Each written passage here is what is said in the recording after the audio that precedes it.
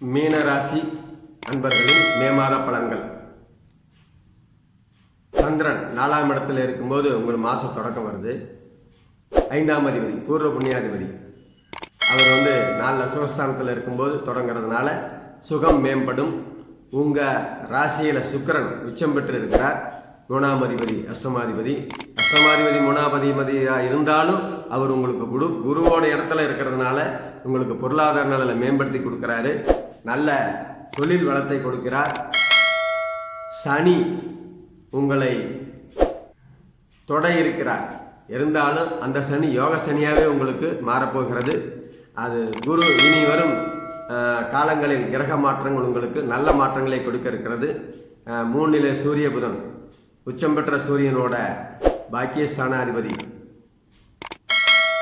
9ஆம் சேரும்போது அருமையான பலன்களை கொடுக்கும். கலஸ்திரஸ்தானாதிபதி புதன் அவர் சேரும்போது நல்ல பலன்களை உங்களுக்கு கொடுப்பார். கவலைப்பட வேண்டாம்.